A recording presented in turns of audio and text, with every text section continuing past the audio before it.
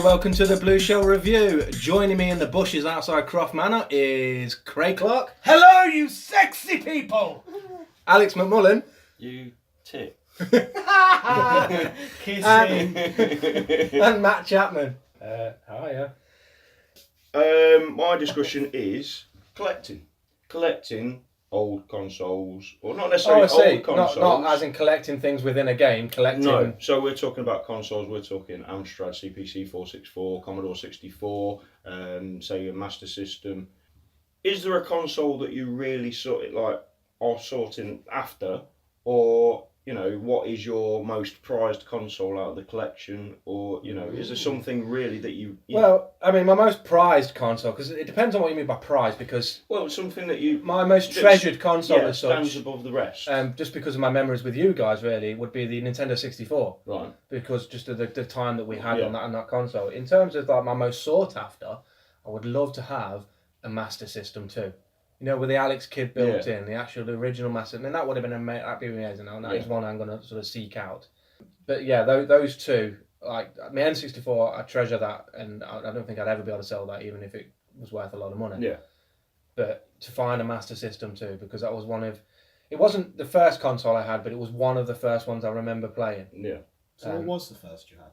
It was the Commodore 64. Are we counting that with as Mr. a Do, console? remember? Yeah, it was a console. Because see, the problem I have is my first one was an Acorn Electron. So, but again... No, your first one was an Acorn, you bleeding borrower. Whatever. But yeah, no, I mean, and it was horrendous. But... I mean, at the time, I bet you thought it was the next best thing to sliced bread, didn't you? It was a problem you had with the Acorn Electron is you had to use the keyboard. There was no mouse, there was no joystick or anything. Everything was on the keyboard. And in the top right corner of the keyboard is a button that says break. And if you press that, it turns the whole thing off. Well, so most play, consoles have that, circuit mate. They're called breaker, on-off buttons. and yeah, but they called it the break button. But the problem you had if you played two-player, one of you had to go on the WASD side of the keyboard, and the other person had to go the opposite end where the break button was. And the last button that you needed was right underneath that button. So as you were trying to sit there and get frustrated with the game, you'd literally turn it all off. You were trying to get frustrated with the game? Yeah. I don't think you've got the spirit of gaming in mind, to be honest. You're not trying to get frustrated with the game. Yeah, you are. You've You've got to fight these things. Have to. I mean, So you most see gaming controllers as are taller than me now. you see gaming as an endurance test of your own frustration. Yes. You're playing the wrong games, pal. Can't help it. Yeah. I mean, for me, it was the Amstrad CPC 464 with a green monitor. Wow. I've got some really good memories growing up with that. I remember my mum and my dad getting it me. Always remember in the back of my head on my birthday getting Fantasy Island dizzy, and I was so excited to play it while I'm waiting So for you weren't kidding about that game when you mentioned it the other day. So I'm waiting for it to load up, and my mum's bopping along to Tina Turner in the background. You know, and I just got Fantasy Island dizzy, and I was on it all night. Absolutely loved it, and just, you know, Harrier Attack. That was always my go-to game. That was a kind of afterburner type, or before afterburner. You got a little plane going side screen, and you're going across buildings. You can press your space bar, and a missile, not a missile, a bomber drop from your plane, and you can knock into buildings and stuff. I and remember this game. Yeah, and you can shoot missiles at other planes, I and you've got to avoid their missiles and stuff. So it was a bit of an R-type. Yeah, but obviously it was like really slow. It must have been like one frame of minute. Sort of beep, beep, beep, yeah, beep, exactly. beep.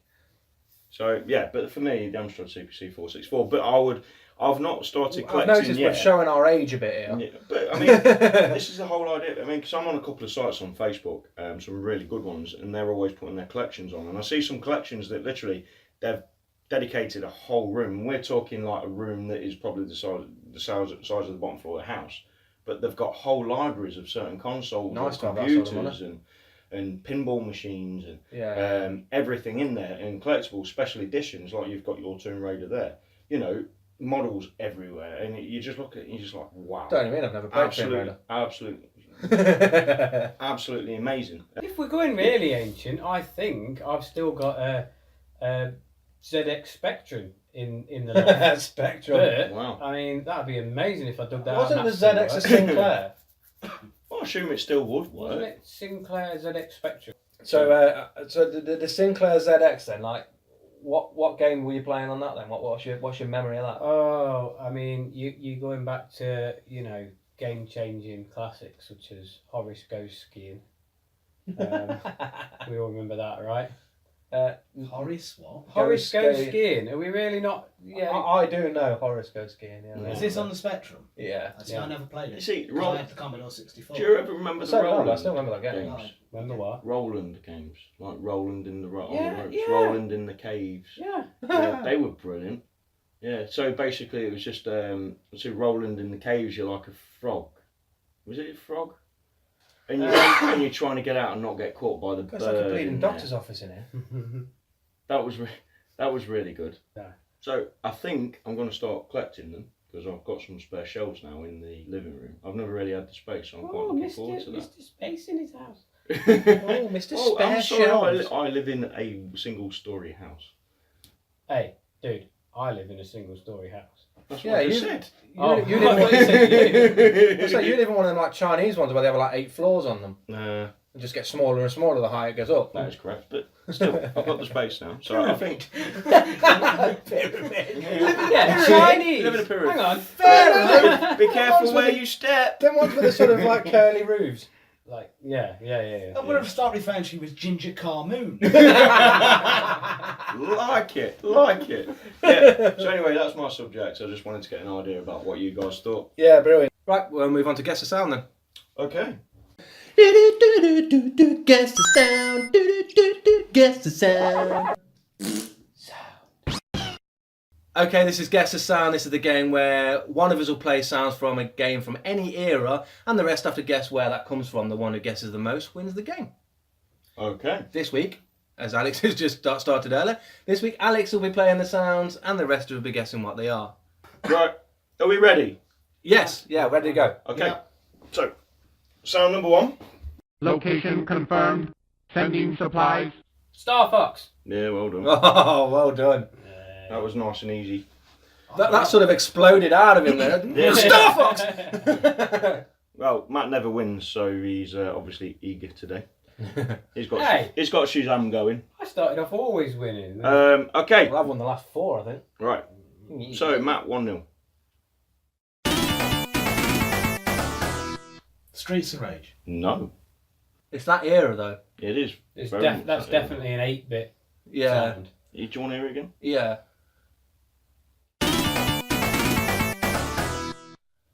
It's not Golden Axe, is it? No, that's too funky for Golden Axe. Oh, is it Double Dragon? No, you're on.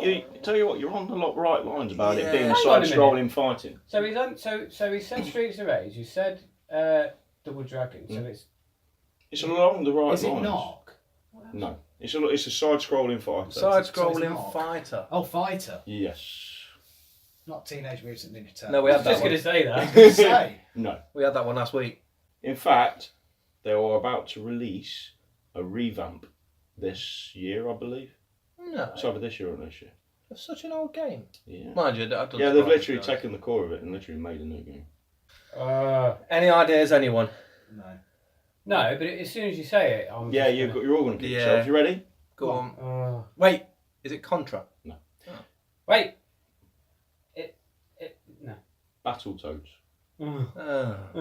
I would never have guessed No, that. I know of it, but I'll be honest. Yeah, with you, likewise. I'd have never got the Are they picture. remaking that? Yeah, Have they seriously ran well, out I of don't know, ideas? I wouldn't say it's a remake, but it's they're actually bringing back the Battletoads. You ready? Rabbids. Yeah. Okay, Of course it is. so So that's 1-1. Craig, Theodore. this is sound number 4. Everybody cheater. Next time I cheat. Is that Leisure Suit Larry? No. Oh. Simpsons game? No, this is actually a character, so it's not actually a game. Oh, right. Alright, so who is it? I've got no idea. Is it again? Everybody cheater. Next time I cheat. Is it Wario? Wario. Nope. Is it? Waluigi. Yay! Oh, come on. I actually have 2 more sounds in my arsenal. Pardon? So, Excuse me. Arsenal. Okay. Anyway, right. So what's the scores, Matt? On It's 2. 1, 2, none. This one you should get. Metal Gear Solid. Well done. Oh, well done. It's alright, my brain went, you know this, Yeah. and then went, I ain't gonna tell you. But I've got a theory about this because you do this a lot. It's like, oh, I asked my brain, and my brain said, Yeah. Are you and your brain separate entities? It's like Carl Yeah, Pilkington. it's theory, like isn't like it? Back to the Future with my brain. I swear to God, you think your brain is your quiz partner. You're sort of like, what do you reckon, brain? Oh, I Yeah. don't know this one.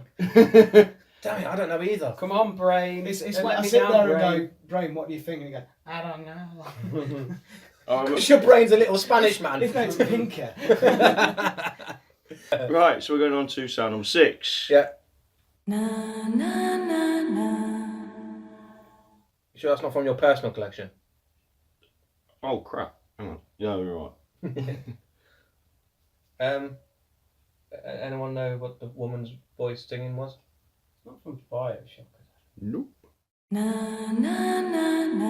something we've played. Yes, definitely, Chris. Oh, it's You one of should those have. Silent Hilly Resident Evil No. things, isn't it? No. It's not Dragon Age, is it? No. No. I'll give you a clue. Go on. Parkour. Or whatever Mirror's it's Edge. called. Yes. Really? No, that was a bit of a... I'll give you a clue. I'll blatantly just tell you what the game is. Yeah, sure. I think it's just like one game with parkour in it. I thought it said It's Kenny alright. from South Park. At first he said Parker, and I was like, this ain't Thunderbirds. Parkour. Yes, so. So Matt wins. Well done, Matt. Yeah. One of the things I've been doing recently is looking Playing into... games. Yeah, playing games. Yeah, thank you for that contribution, Matt. I've been playing, like, looking into couch multiplayer, and I've touched on couch multiplayer before, but I'm going to go into a bit more specific on it, and I'm going to talk about the playlink games. For anyone who doesn't know what the playlink games are, it's a set of games on the consoles where instead of using the controller, you use your mobile phone as a controller. It's a good way of getting a lot of people involved because you can have up to like 8 players involved without needing that many controllers. It's Everybody also- has a phone. Because on the PlayStation, you're limited to 4 controllers. You Yeah. can't actually join any more than that, which is absolutely ridiculous. Well, not only that, but a lot of people don't even have 4 controllers in the house. They might only have 1 or 2. So Yeah, if exactly. you've got a couple of people around it. Also, I think they're good because they encourage people who are perhaps more either casual gamers or not even into games, and it can get those people playing, can't it? But not only that, when you're playing on your phone, you can go a lot more in depth. So Yeah. when you ask questions, you can be dead secretive. You can write your answer out on your Yeah. phone. Yeah, because it's you your know, own just personal like- screen. Yes. And it helps because everyone has a mobile phone. Well, except Craig, he looks like he's holding a tablet up to his face because he's so small. When mobile phones first came out, they were big and everyone wanted smaller and smaller phones. Yeah. But now we've got things like YouTube that you can get on your phone, games on your phone. Everyone's gone the opposite way. Is that why your phone looks like a tablet then? Or is it just like a normal sized phone? It just looks bigger next to your little Look, head? there is nothing wrong with my 69-inch TV. I mean, phone. Anyway, so the first of the games I want to talk about is the Jackbox Party. Now, there are 5 of these out now currently. I own 4. One of the games on the Jackbox Party is Quiplash. For those people who don't know what Quiplash is, it's a bit of a Cards Against Humanity type game where you get given a question by the host on the TV, and on your mobile phone you've got to basically write your own answer. You can write anything you want, and answers can go from the really innocent to the completely dark. And that's what makes it so funny, because you have no idea what answers anybody else is writing, and then it brings the questions up and you have to vote to which one is the best answer. So let's just give like a really obvious example. It might be something like, they're generally more imaginative than this, but it might be something like, name a funny birthday present for your mum or something. And then everybody has to try and think of a funny answer. Your dad. Like that. Yeah. Yeah, well, I think I remember one that said, what would be the best name for a breakfast cereal for cats or something like that. Yeah. And you got to come up with like funny answers basically, and the funniest I didn't answers. answer that. Yeah. It was beep flakes. Yeah, and obviously the funnier the answer, the more votes it gets, and the one with the most votes gets the points. It's as simple as that. So that's one of the games on Jackbox Party. There are other games, there's things like Bidiots, Fibbage, things like that. There's a myriad of games that you can play on it. If I had time, I'd sit and talk about all of them, but I don't. So one of the ones I want to go into, which is more of a playlink. Now, One downfall to playlink, and I don't want to mention too many downfalls, but one downfall to playlink is that you have to download an app on your phone for each individual game. Oh, for that. So like Not playlink for the games, Jackbox. no, not for the Jackbox, but that's what I say. The playlink ones are such like you've got That's You, you've got Knowledge is Power, you've got Hidden Agenda, and each one has its own separate app that you have to download. But why is that a bad thing? With Jackbox Party, you just go onto a website, type in the code, and you're on. There's no downloading involved. There's no waiting for installation or anything like that. It's just bang and you go. Well, with the games that actually need the apps, you can see the in-depth in the app. For example, Hidden Agenda. Yeah. You know, there's a lot going on within the app. Yeah, because the app basically becomes your case file. It's like a murder mystery game. Whereas the others, you're just going to a web page and, you know, you're not going to get that much information from it being able to go to your phone, so it's not going to be that in-depth. I'm assuming when you go in onto a web page, you've got to have data, or you've got to be using internet, Wi-Fi, stuff like that. Yeah, well, the way they work, the reason they're couch multiplayers and not ones you can just play anywhere and everywhere, everyone who's in your game has to be on your Wi-Fi. So everyone has to be on the same Wi-Fi in order for it to recognise that you're part of the same party. So you can't just, like, you be at home, Matt be at home, Alex be at home, and all play the same game. You've got to be all on the same, sort of, within the same Wi-Fi range. Which to me is a good thing, because that's brings you people together. isn't Yeah, it? yeah, I mean, that's why they're couch multiplayers. All That's why I about like them. together. Yeah. So the last one I'll talk about is That's You. This was the first playlink game that I played, and it was, to me, it astounded me. It was such a good game. It was so interesting. And it's all about yourself. So the questions it asks are about, you know, what would Matt do in this situation? What would Alex do in that situation? So you've got to sit and guess answers and things like that. And then it does like doodling on pictures. So you take photos, selfies and things, and you got to draw on the selfies, and you got to vote for the best selfie and things like that. And it's just genuinely fun all the way through. And it's a good way of sort of finding out how well you know each other, because of Did the you questions. say that the reason it's a good game is because it's all about yourself? No, I'm not that neurotic. No, He is very vain. I'm saying it's good because it's about each other as such. It's about yourselves, not yourself. So yeah, that's what, you know, playlink games. If you've not played them, get out there and play them, because they genuinely are good fun. Right, Alex has not got his little known game in fact because he let us down. So we're going to do Craig's interesting fact. Take it away, Craig. Interesting fact, interesting fact, interesting fact, interesting fact, interesting fact, interesting fact, interesting fact. It's just a quick one. A few weeks ago, you did game worlds, sizes of game worlds. Open world games. Open world games. Right, yeah. I'm going to try and trump you with a bit of trivia. Okay. What was the largest, other than, I mean, like that one where they've got billions and trillions of star systems and all that No stuff. Man's Sky. No Man's Sky. What do you think, other than that, kind of is a very large open world game that you didn't cover? One of the largest mapped ones that I know There of. was that racing game that I had. Fuel. Right. Fuel. Okay. No, but the one I was going to say is Daggerfall, Okay. which is the Elder Scrolls 2. I'm going to throw one at you to see whether you think it's a What, large... fact or microphone? No, a name of game. Okay. And to see whether you think it's a large open world game. Yeah, It's I'm Minecraft. about to say, I bet you're going to say Minecraft. Yeah, I know what you're saying, because now that they've got the realms thing going on, I'm going to it's go basically specifically with infinitely... Minecraft World as such. Right, okay. I have no idea, because I don't play the game that much, so I don't know how big the maps are, I'll be honest. The trivia I've pulled up is that one block in Minecraft is 1 metre. Right. So that means that one Minecraft world is larger than the surface of the Earth and is roughly the size of Neptune. Right. Well, good luck getting around that in a day. What I'm thinking is, so Minecraft, you're going around, you're trying to survive, you know, you're collecting, you know, fuel and whatever. Yeah. So, Are you just making that up? No, is that what you're doing, You do Minecraft? that, yeah. so what I'm trying to understand is, why would the planet be that big? Because you're only going to see a minute part. Well, It's obviously like- not, because some bloke's gone, you know, I'm just going to keep Yeah, walking no, but and the not thing is, stop. if the map It's a- was the size of Leicester, you still wouldn't be able to cover it all. Really. It's a weird thing with the Minecraft game, because to complete the game, you have to find certain things. Right. Like, you have to find the end portal, you have to find certain areas. Now, if your map's that big, it turns a game that, if it was a small-sized game, it's something you could do in a week. Yeah. Because of the sheer size of them, it turns them games into things that you But carry the on thing playing is, you'll be forever. trawling across Neptune for the rest of your Yeah, life. I mean, I don't know the Yeah. full ins and outs how it's work, but do you have to find an import, or can you build one? You can build a nether portal. You have to find an end portal. So, yeah, that's an interesting fact that's not really interesting. I love how you describe So it. that's your criteria now. I've got to find an interesting fact. It's not actually that But interesting. if it's too interesting, I'll dismiss it. Well, I've got to find one that's in fairness to me, it wasn't your job. While you were all discussing whatever the first subject of this podcast is all about, I was too busy looking for an interesting fact because Alex let me down. I didn't know I was supposed to be doing one. I thought that was it now. Okay, kind of a Anyway, review. Minecraft. Kind of a review. I've not played it yet. Right. So, can I just say, I've just got the It's going to review a game he's never played.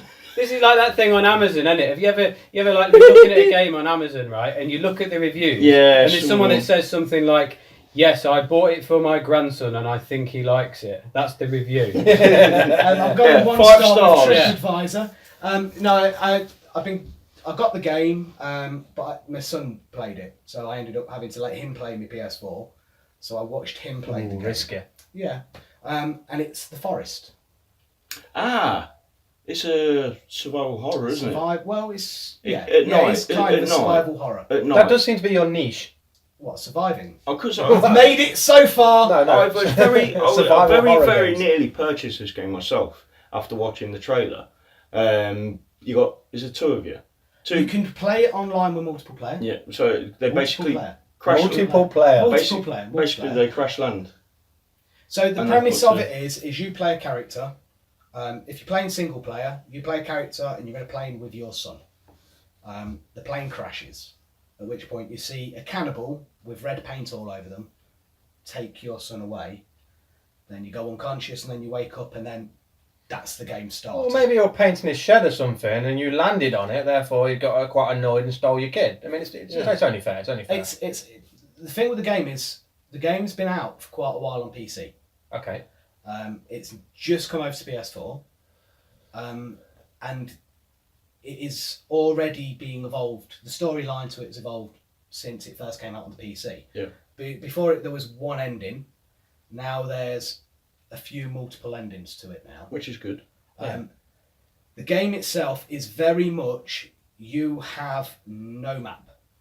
Right. Which obviously you you land on an wouldn't, would you? island. You have It's as realistic as possible. no map. Is it just you have no map when you land and you can go and find a map at some have point? No map. You have to remember where everything in. I'm this getting the game is. impression that there might not be a map. There isn't a map. And you see how we're all struggling with that concept? Is that no map? No, there must be a map. You also get a Yeah, map that's later how on. you're meant to remember where you've been and where you're going. Draw Features. your own map. You can get an online map if you really wanted to, Yeah, but that's not the but same. within the game there are specific landmarks and features and things like that. So it's done it to be more realistic, I suppose. Yeah, so to say- it's very, very realistic. I mean, because at one point in the trailer, what I saw, they were swimming in the ocean trying to spear fish to be able to eat them. Yes. I do that all the But time. at what point do you draw the line in this trying to make games more realistic thing? You know, Oh, no, Well, I people don't- scream out for real games these days, like as close to reality as possible. Yeah, I mean, if you're not playing Yeah. Podcast Man, it's basically like 4 guys that sit in a room and just make a podcast about Yeah, games. and take the mick out the small one.